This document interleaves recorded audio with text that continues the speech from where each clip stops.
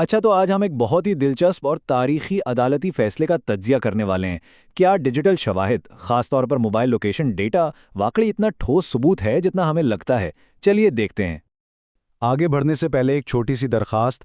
अगर आप ऐसे ही मालूमाती तज्जिए तसलसल के साथ हासिल करना चाहते हैं तो इस चैनल को ज़रूर सब्सक्राइब करें। और हाँ, एक इंतहाई अहम बात, अगर आपको इस कानूनी तज्जिए में कोई भी खामी या गलती महसूस हो तो बिला झिझक कमेंट सेक्शन में अपनी राय का इजहार करें ताकि इसे मज़ीद बेहतर बनाया जा सके। तो आज हम जिस केस को डिकोड करने जा रहे हैं वो लाहौर हाई कोर्ट का एक बिल्कुल ताज़ा फैसला है। इसका कानूनी हवाला PLJ 2025 CRC 1 है। ये फैसला प्रैक्टिकली इस बात का तयन करता है कि फौजदारी मुकदमात में कॉल डेटा रिकॉर्ड्स यानी CDR और डिजिटल मीडिया की आखिर कानूनी हैसियत है क्या। अब ज़रा इस बुनियादी सवाल पर गौर करें। क्या वाकई सिर्फ एक फ़ोन का आम सा रिकॉर्ड किसी शख्स की ऐन उस वक्त की लोकेशन को हतमी तौर पर साबित कर सकता है? सच तो यह है कि हमारा पूरा क्रिमिनल जस्टिस सिस्टम आजकल इसी एक उलझन में फंसा हुआ है। आज के इस तज्जिए में हम इन चीज़ों पर बात करेंगे। पहला, CDR की कानूनी दरख्वास्त, फिर सेल डेटा की तकनीकी हदूद, शनाख्त का मसला, सुप्रीम कोर्ट के क्या मेयारात हैं, ऑडियो को कबूल करने का प्रोसेस क्या है, और आखिर में फाइनल अदालती फैसला। शुरुआत करते हैं हमारे पहले हिस्से से, यानी CDR की कानूनी दरख्वास्त से। ये वो पॉइंट है जहां से मंशियात के एक मुकदमे में इस पूरी कानूनी बहस का आगाज हुआ कुछ यूं कि अपील करने वाले ने ज़ाब्ता फौजदारी की दफ़ा 440 के तहत एक दरख्वास्त डाली। उनकी कोशिश थी कि केस के एक गवाह, जो कि एक पुलिस ऑफिसर था, उसका मोबाइल डेटा मंगवाया जाए। मकसद ये साबित करना था कि वो ऑफिसर क्राइम सीन पर मौजूद ही नहीं था। लेकिन आपको पता है, ट्रायल कोर्ट ने इस सिंपल सी दरख्वास्त को फ़ौरन मुस्तरद कर दिया। अब यहाँ आप ज़रूर सोच रहे होंगे कि कोर्ट ने एक फ़ोन रिकॉर्ड जैसी आम चीज़ को ठोस सबूत मानने से इनकार क्यों किया। इसका जवाब हमें सेल डेटा की टेक्निकल हकीकतों में मिलता है। बात दरअसल ये है, और इसे समझना बहुत ज़रूरी है, कि एक CDR सिर्फ इतना बताता है कि किसी सिम कार्ड ने एक मखसूस टावर के साथ कनेक्ट किया था, बस। और एक सेल टावर का रेडियस कोई एग्जैक्ट GPS कोऑर्डिनेट थोड़ी होता है। ये तो एक बहुत वसी और जनरल सा इलाका होता है। इस फ़र्क को ज़रा क्लियर करते हैं। एक सेल टावर की कवरेज बहुत ब्रॉड होती है, एक पूरा इलाका, जबकि एक ज्योग्राफिकल लोकेशन एक बिल्कुल एग्जैक्ट पिन पॉइंटेड जगह होती है। खैर, यही वो सबसे बड़ी टेक्निकल खामी है जिसकी वजह से अदालतें सिर्फ एक टावर पिंग की बुनियाद पर यह नहीं मान लेती कि कोई शख्स आइन क्राइम सीन पर खड़ा था। अब मशीनों और टावर्स की टेक्निकल लिमिट्स तो हमने देख ली, लेकिन एक और बहुत बड़ा मसला है, और वो है इंसानी पहलू, यानी शनाख्त का वो इब्हाम जिसने अदालतों को परेशान किया हुआ है। अच्छा, आगे चलने से पहले मैं एक मर्तबा फिर याद दिला दूं, अगर आपको ये इन डेप्थ कानूनी तज्जिया मालूमाती लग रहा है तो ऐसे ही मजीद तज्जिए हासिल करने के लिए चैनल को अभी सब्सक्राइब कर लें। ये एक बहुत बड़ी गलतफहमी है जिसे दूर होना चाहिए। देखें, अगर एक सिम मेरे या आपके नाम पर रजिस्टर्ड है तो इसका हरगिज़ ये मतलब नहीं कि कॉल्स करते वक्त वो फ़ोन फिजिकली हमारे हाथ में ही था।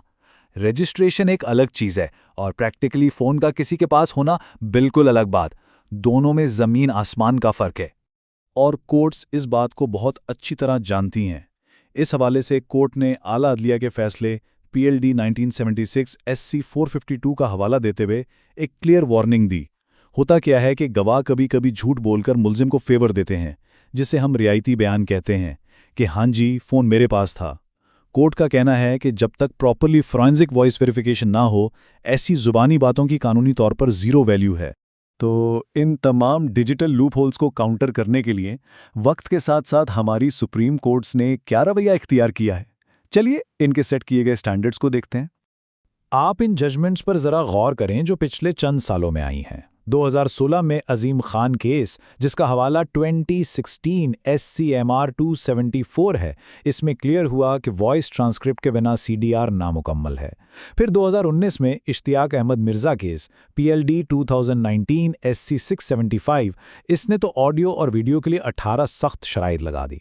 2021 का मियां खालिद परवेज़ केस 2021 SCMR 522, इसमें कहा गया कि कॉल्स के ट्रांसक्रिप्ट्स के साथ कॉलर की ID का ठोस सबूत लाजमी है। इसी साल का एक और फैसला 2021 SCMR 873 अहमद उमर शेख केस, इसने फॉरेंसिक रिपोर्ट्स को बिल्कुल लाजमी करार दिया।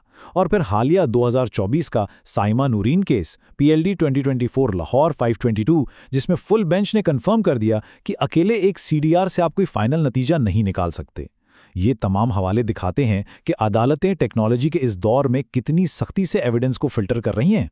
अगर कोर्ट्स इतनी स्ट्रिक्ट हैं तो फिर सवाल पैदा होता है कि डिजिटल शवायद को अदालत में पेश करने का सही और काबिल कबूल तरीका आखिर है क्या। आइए step by step forensic process को समझते हैं।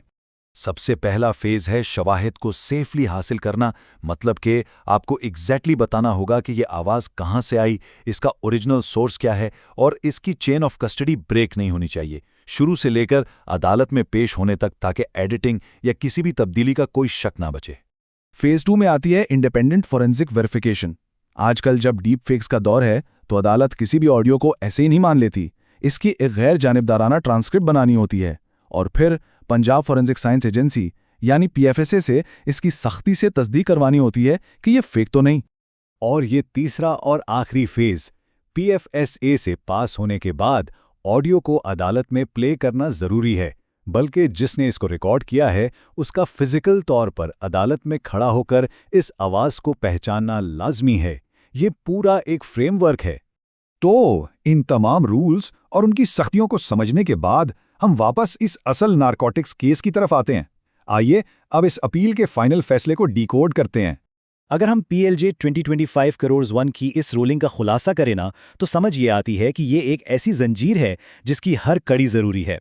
सिर्फ एक CDR बिल्कुल बेकार है अगर आपके पास full end to end audio recording नहीं, और वो ऑडियो भी किसी काम के नहीं जब तक PFSA उसकी फोरेंसिक चेकिंग ना करे, और वो तस्दीक भी तब तक नाकाफ़ी है जब तक अदालत के सामने आवाज़ की ठीक से पहचान ना हो।